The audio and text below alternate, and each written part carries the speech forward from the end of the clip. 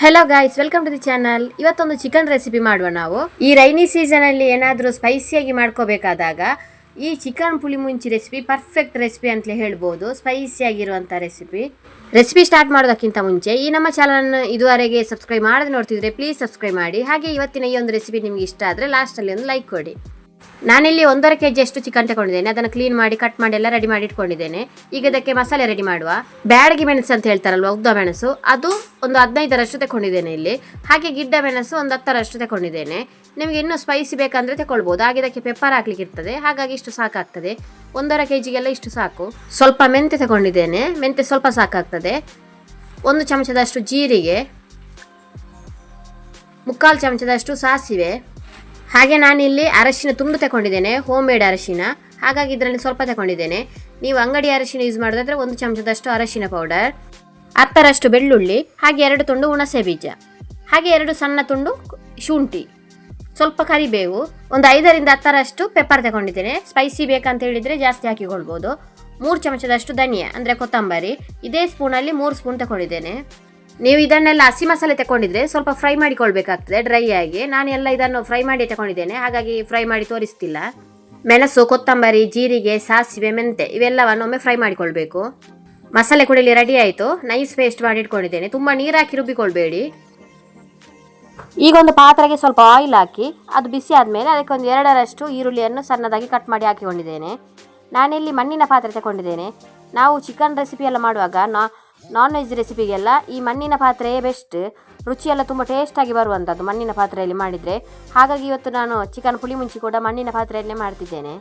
ಈರುಳ್ಳಿ ಸರಿಯಾಗಿ ಫ್ರೈ ಆದಮೇಲೆ ಅದಕ್ಕೆ ಕರಿಬೇವನ್ನು ಹಾಕಿ ಫ್ರೈ ಮಾಡಿಕೊಳ್ಬೇಕು.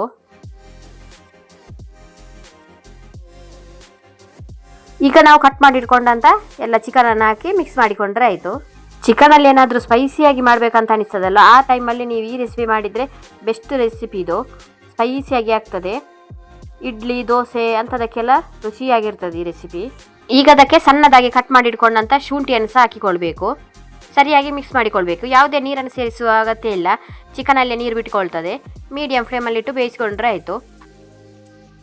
ಈಗ ಅದಕ್ಕೆ ಎಷ್ಟು ಉಪ್ಪು ಬೇಕಂತ ನೋಡಿಕೊಂಡು ಹಾಕಿಕೊಳ್ಳಿ. ಮತ್ತೆ ಬೇಕಾದರೆ ಮತ್ತೆ ಮಸಾಲೆ ಹಾಕುವಾಗ ಹಾಕಿಕೊಳ್ಬೋದು. ಈಗ ಇದನ್ನೊಂದು ಮುಚ್ಚಳ ಮುಚ್ಚಿ ಮೀಡಿಯಂ ಫ್ಲೇಮಲ್ಲೇ ಒಂದು 15 ನಿಮಿಷ ಬೇಯಿಸಿಕೊಂಡ್ರೆ ಸಾಕಾಗ್ತದೆ. 15ರಿಂದ 20 ನಿಮಿಷ ಸಾಕಾಗ್ತದೆ. ಈಗ ಒಂದು 15 ನಿಮಿಷ ಕಳೀತು, ಚಿಕನ್ ಕೂಡ ಬೆಂದಿದೆ. ಈಗ ಅದಕ್ಕೆ ನಾವು ಮಸಾಲೆಯನ್ನು ಹಾಕಿಕೊಳ್ಳುವ. ಮತ್ತು ಮಸಾಲೆಯಲ್ಲಿ ಸಹ ಸ್ವಲ್ಪ ಹೊತ್ತು ಬೇಯುವಾಗ ಸರಿ ಆಗ್ತದೆ ಅದು. ಮಸಾಲೆ ಹಾಕಿಕೊಳ್ಳುವಾಗ ಜಾಸ್ತಿ ನೀರು ಹಾಕಿಕೊಳ್ಬೇಡಿ, ಒಮ್ಮೆ ಮಿಕ್ಸ್ ಮಾಡಿಕೊಳ್ಳಿ. ಅದು ನೀರು ದಪ್ಪ ಅಂತಿದ್ದರೆ ಸ್ವಲ್ಪ ಹಾಕಿಕೊಂಡ್ರೆ ಸಾಕಾಗ್ತದೆ. ಪುಳಿ ಮುಂಚಿ ಅಂದರೆ ಅದು ಗ್ರೇವಿಯಾಗಿ ಇರಬೇಕು, ಸಾರು ಥರ ನೀರು ಹಾಕಬಾರ್ದು. ಲೈಟಾಗಿ ಸ್ವಲ್ಪ ನೀರು ಹಾಕಿದರೆ ಸಾಕಾಗ್ತದೆ. ನಾವಿದಕ್ಕೆ ತೆಂಗಿನ ತುರಿ ಸೇರಿಸಲಿಲ್ಲ ರುಬ್ಬಿಕೊಳ್ಳುವಾಗ, ಯಾಕಂದರೆ ಇದು ಪುಳಿ ಮುಂಚಿ ಆಗಿರೋದ್ರಿಂದ ತೆಂಗಿನಕಾಯಿ ಹಾಕಿದರೆ ಅದು ಸ್ಪೈಸಿಯಾಗಿ ಬರೋದಿಲ್ಲ. ಅದಕ್ಕೋಸ್ಕರ ಹಾಗೆ ಮಸಾಲೆ ರುಬ್ಬಿಕೊಂಡದ್ದು.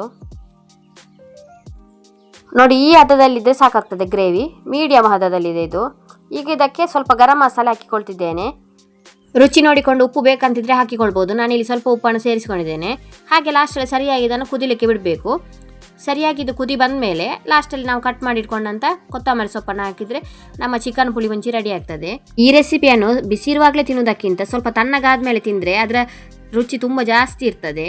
ಇವತ್ತಿನ ಈ ಚಿಕನ್ ಪುಳಿ ಮುಂಚಿ ರೆಸಿಪಿಯನ್ನು ನೀವು ಕೂಡ ಮನೆಯಲ್ಲಿ ಟ್ರೈ ಮಾಡಿ ನೋಡಿ. ಯಾವ ರೀತಿ ಬಂದಿದೆ ಅಂತೇಳಿ ಕಮೆಂಟ್ ಮೂಲಕ ತಿಳಿಸಿ. ಹಾಗೆ ಈ ನಮ್ಮ ಚಾನಲ್ನ ಸಬ್ಸ್ಕ್ರೈಬ್ ಮಾಡದೆ ನೋಡ್ತಿದ್ರೆ ಪ್ಲೀಸ್ ಸಬ್ಸ್ಕ್ರೈಬ್ ಮಾಡಿ, ಸಪೋರ್ಟ್ ಮಾಡಿ.